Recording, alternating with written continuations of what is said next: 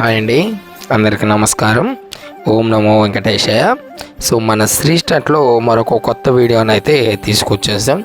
So ఈ video ఏంటంటే తిరుపతి నుంచి తిరుమలకి బస్సు ప్రయాణం ఎలా ఉంటుంది, సో బస్సు ప్రయాణం ఎలా ఉంటుంది, బస్సెస్ ఎక్కడ దొరుకుతాయి, బస్ ఛార్జెస్ ఎంత, నెక్స్ట్ అలాగే అలిపిరి దగ్గర మనం ఎలా వాళ్ళకి అంటే అక్కడ టీటీడీ రూల్స్ ప్రకారం మనం ఏం పాటించాలి, నెక్స్ట్ అలాగే తిరుపతి తిరుమల యొక్క బస్సు టైమింగ్స్, అలాగే జర్నీ టైమింగ్స్, అక్కడ ఉండే నేచర్ని ఈ వీడియోలో అయితే చెప్తాను. సో నేను వెళ్ళినప్పుడైతే ముందే వర్షం పడింది భయంకరంగాను, సో కాబట్టి నేచర్ అయితే సూపర్గా ఉంటుంది. సో ఈ వీడియోని అయితే మీరు పూర్తిగా చూడండి. సో అలాగే అక్కడ ఉండి మీరు తీసుకోవాల్సిన కండిషన్స్ మొత్తం అనేది ఈ వీడియోలో అయితే మీకు చెప్తాను. So first time Sri Star channel చూసే వాళ్ళైతే please subscribe the channel. Bus ప్రయాణం అయితే స్టార్ట్ అయింది.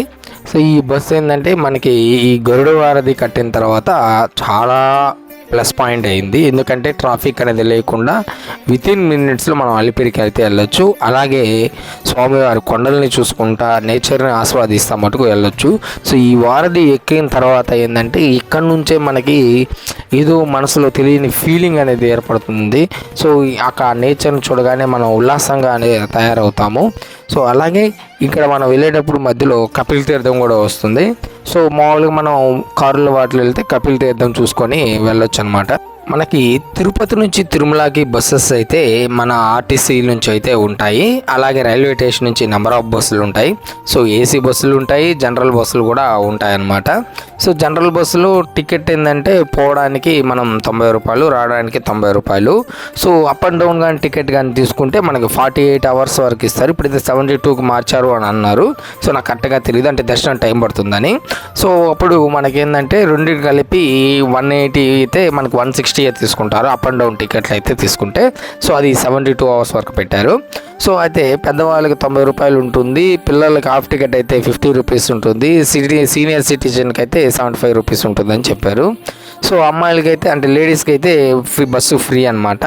సో అది కూడా చెప్తున్నాను. బస్సు మీరు ఎక్కేటప్పుడు ఏంటంటే కొన్ని బస్సులు వేలూరుకి నుంచి అంటే అదర్ స్టేట్స్ నుంచి మన ఏపీఆర్టీసీ బస్సు ఇక్కడికి వచ్చేటప్పుడు అయితే కండక్టర్లు అయితే డబ్బులు తీసుకుంటున్నారు. సో అది కూడా మీరు ఒకసారి చూసుకొని అప్పుడు బస్సు ఎక్కండి. సో ఈ బస్సులో ఏంటంటే మనం ఓవరాల్గా మన బస్ స్టాండ్ నుంచి తిరుమలకి 1 అవర్ జర్నీ ఉంటుంది. ఈ బస్సెస్లో కొన్ని ప్రాబ్లమ్స్ ఏంటంటే కొన్ని బస్సుల్లో టికెట్లు ఇవ్వరు. సో వేరే ఊరికి వెళ్ళే బస్సులో అయితేనే కండక్టర్ ఉంటాడు. సో రిమైనింగ్ తిరుపతి తిరుమల తిరిగే బస్సుల్లో అయితే కండక్టర్ ఉన్నాడు. సో అక్కడ ఏంటంటే మన రైల్వే స్టేషన్ దగ్గరే ఇక్కడ బస్ టికెట్ల కౌంటర్ ఒకటి ఉంటుంది. అలాగే బస్ స్టాండ్లో కూడా మెయిన్ ఆర్టీసీ బస్ స్టాండ్లో కూడా ఒక కౌంటర్ ఉంటుంది. సో అలాగే ఇక్కడ మనకి ఈ కపిల్ తీర్థం దగ్గర కూడా ఒక కౌంటర్ ఉంటుంది. అలాగే అలిపిరి బస్ స్టాండ్ దగ్గర ఒక కౌంటర్ ఉంటుంది. సో బస్సు డిపోని బట్టి స్టాపింగ్ అనేవి ఉంటాయన్నమాట. అంటే ఫర్ ఎగ్జాంపుల్ మంగళం డిపో బండ్లు, అలాగే తిరుపతి డిపో బండ్లు, అలా డిఫరెంట్ డిపో బండ్లు ఉంటాయి. ఆ బండ్లు ఒక్కొక్క దగ్గర స్టాప్ అనేది ఉంటుందన్నమాట. సో అక్కడ వాళ్ళు టికెట్లు అనేది మనకి ఇస్తుంటారు. సో రిటర్న్ వచ్చేటప్పుడు ఏ బస్సు ఎక్కినా సరే మనకు ఫ్రీగా అయితే కిందకు వచ్చేవచ్చు రిటర్న్ టికెట్ తీసుకుంటే.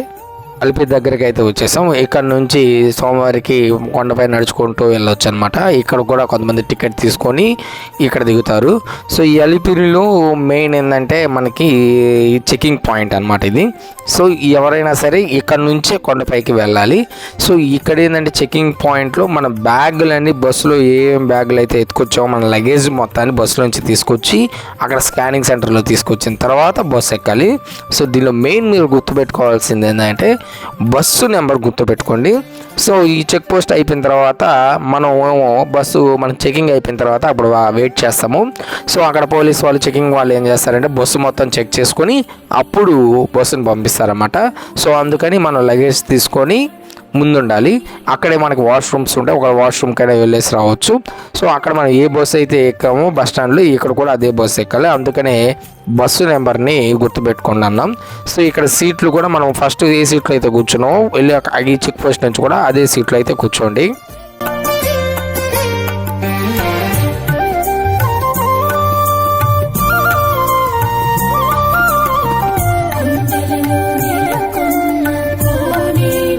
ఇక్కడ నుంచి మన కొండపైకి ప్రయాణం అనేది చాలా అద్భుతంగా ఉంటుంది. సో ఇలా రూట్లో మనం వెళ్ళేటప్పుడు ఏంటంటే చాలా బాగుంటుంది, చుట్టూ నేచర్ని చూడొచ్చు. సో అప్పుడప్పుడు జంతువులు కూడా వస్తుంటాయి. అలాగే ఫస్ట్ ఇక్కడ ఒక వినాయక స్వామి టెంపుల్ ఉంటుంది. ఆ వినాయక స్వామి టెంపుల్ని దర్శనం చేసుకొని అప్పుడు మనం ప్రయాణం అనేది స్టార్ట్ చేయాలి. సో బస్సులు అయితే అప్పుడు మీరు కారులో వెళ్ళినప్పుడు అయితే స్వామివారి దర్శనం చేసుకొని అప్పుడు ప్రయాణం స్టార్ట్ చేయండి. అలాగే మీరు బస్సులో వెళ్ళేటప్పుడు జంతువులు అంటే కోతులు కానీ అవి ఏమైనా కనపడితే ఆహారం మటుకు వేయొద్దు. అలాగే ముందు మీకు చెప్తున్నాను, కొండపైకి ప్లాస్టిక్ అయితే అలౌ లేదు. ఇన్ కేస్ మనం ప్లాస్టిక్ వాటర్ బాటిల్ అయితే తెచ్చుకున్నా కానీ కింద వేస్తారు. సో కాబట్టి తిరుమలకి వెళ్ళేంత వరకు ప్లాస్టిక్ని అయితే అవాయిడ్ చేయండి. ఈ తిరుమలకి అందరూ వస్తుంటారు, వెళ్తూ ఉంటారు భక్తులు. రోజుకి వేల నుంచి లక్ష సంఖ్యలో వస్తారు. అయితే అందరూ తిరుమల తిరుపతి యొక్క రూట్ని చాలా ఆస్వాదిస్తారు, నేచర్ని. అయితే అందరికీ తెలియని విషయం ఈరోజు అయితే నేను చెప్తున్నాను. సో ఈ తిరుమల తిరుపతి ఘాట్ రోడ్ని ఏంటంటే ప్రఖ్యాత ఇంజనీరింగ్ విశ్వేశ్వరయ్య గారి మార్గదర్శకంతో అయితే ఈ రూట్ని క్రియేట్ చేశారు, అంటే వేశారనమాట. సో ఈ రూట్ అనేది ఏంటంటే ఒకప్పుడు మనకి సింగిల్ రూట్ ఉండింది తిరుమల తిరుపతికి, తర్వాత డబుల్ రూట్ అయ్యింది. సో తిరుమలకి వెళ్ళడానికి ఒక రూటు, అలాగే తిరుమల నుంచి కిందకి రావడానికి ఒక రూట్ అనేది ఏర్పడింది. సో అయితే 1944లో ఈ రోడ్ అనేది వేయబడింది. సో ఇంకో రోడ్డు ఏంటంటే 1974లో వేయబడింది అనమాట. సో ఏంటంటే ఇప్పుడు ఏంటంటే ఆ కొత్త రోడ్డు ఏంటంటే తిరుమల నుండి తిరుపతికి వాహనాల కోసం ఘాట్ రోడ్ వాడుతున్నారు. అంటే ఫస్ట్ పాత ఘాట్ రోడ్డు వచ్చేసిందంటే మనం కింద నుంచి పైకి వెళ్ళే రూట్ అనమాట, ఇప్పుడు మనం వెళ్ళే రూటు. సో కొత్తగా ఏర్పాటు చేసిందంటే పైనుంచి కిందకు వచ్చే రూట్, అది ఇంకో రూటు.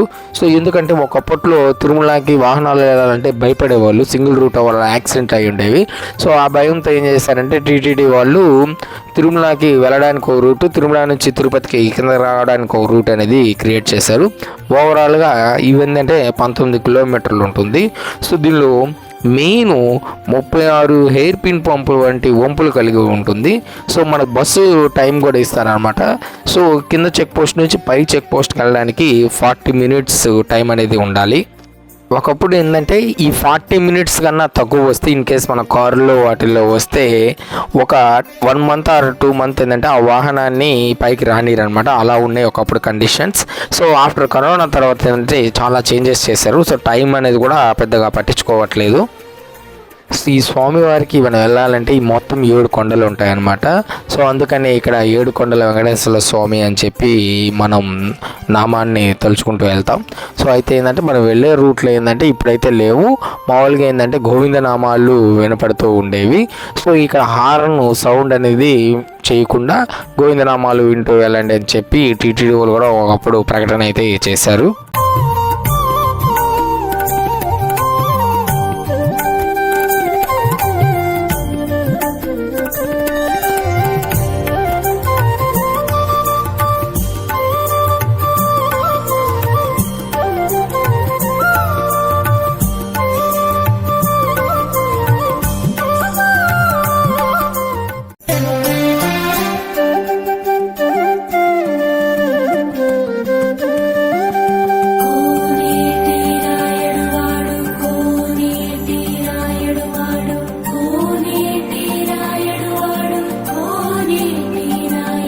ఈ తిరుమలలో ఏంటంటే మొత్తం 7 కొండలు ఉంటాయన్నమాట.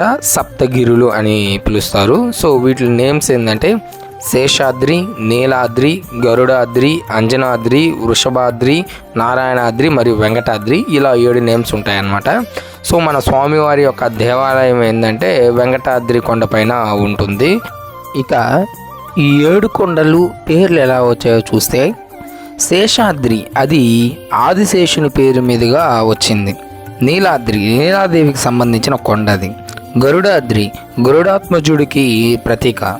అంజనాద్రి ఆంజనేయ స్వామి తల్లైన అంజనాదేవి పేరు మీద వచ్చింది.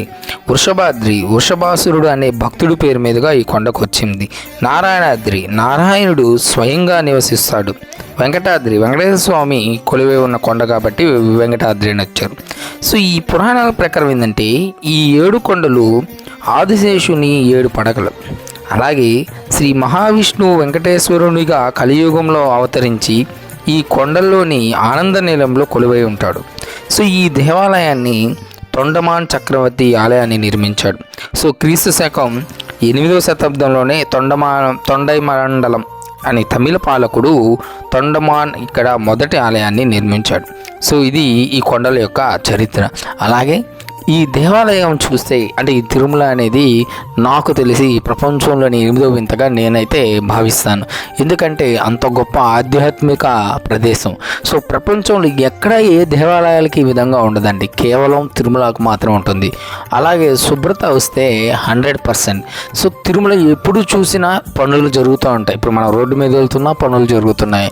అలాగే కొండపైన ప్రతిదీ పనులు జరుగుతూనే ఉన్నారు. ప్రతి 6 నెలలకి కొత్త జనరేషన్ ప్రకారం భక్తులు ఇబ్బంది పడకుండా వాళ్ళకి దర్శనానికి అనుకూలంగా కొత్త రూల్స్ని తీసుకొస్తున్నారు.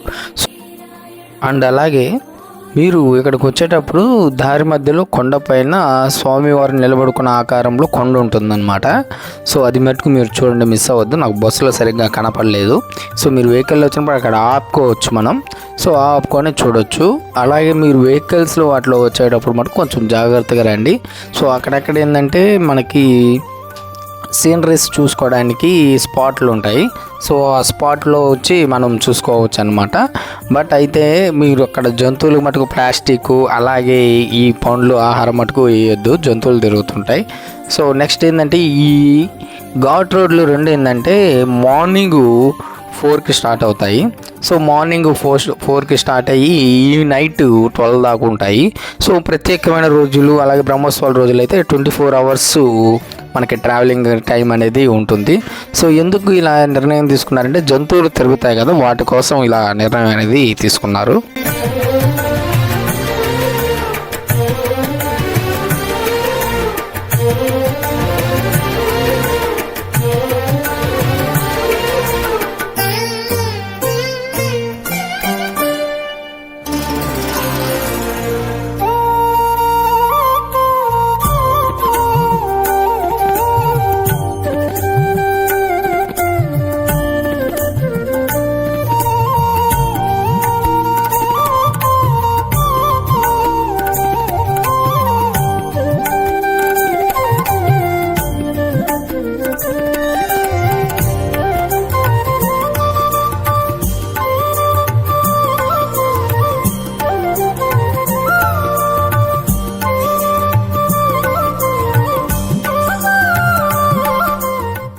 సో మనమైతే తిరుమల కొండకైతే వచ్చేసాము.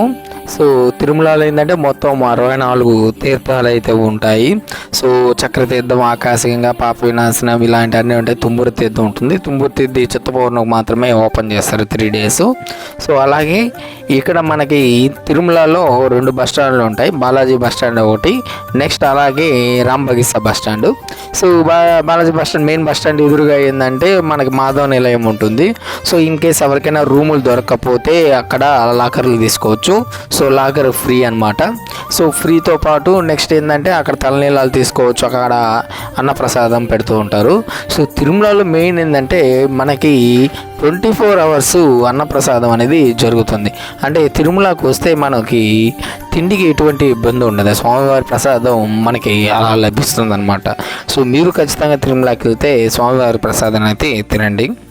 అలాగే తిరుమల లడ్డు అంటే ఆ రుచి ఏ ప్రసాదానికి రాదండి. సో తిరుమల ప్రసాదం లడ్డు అంటే అంత ఫేమస్. సో అందుకని మనం తిరుమలకి వెళ్ళిన తర్వాత ఎవరైనా సరే లడ్డుని తీసుకొచ్చి అందరికీ పంచుతారు, మనం తింటాము. సో అంత రుచికరమైనది, అంత పవిత్రమైనది కూడా లడ్డు. సో మనం తిరుమల లోపలికైతే వచ్చేసాము. ఇక్కడ చాలా ఫ్యామిలీస్ కూడా నివసిస్తుంటాయి అన్నమాట. సో ఇక్కడ చిన్న చిన్న షాపులు అలా పెట్టుకొని బిజినెస్ కూడా చేస్తూ ఉంటారు. సో ఇక్కడ ఏంటంటే మనం బస్ అయితే రాంబగిసా బస్ స్టాండ్కి అయితే వెళ్తుంది. సో ఆ రాంబగిసా బస్ స్టాండ్ నుంచి మనం దర్శనానికి అయితే వెళ్దాం. సో ఇదండి మనకి తిరుమల నుంచి తిరుపతికి బస్సు ప్రయాణం. సో తిరుపతి నుంచి తిరుమలకి బస్సు ప్రయాణం. సో ఇలాంటి మరి ఒక ఎన్నో వీడియోలని మీ తిరుమల యొక్క సమాచారాన్ని మన శ్రీ స్టార్ట్లో అందిస్తాను. So thank you very much.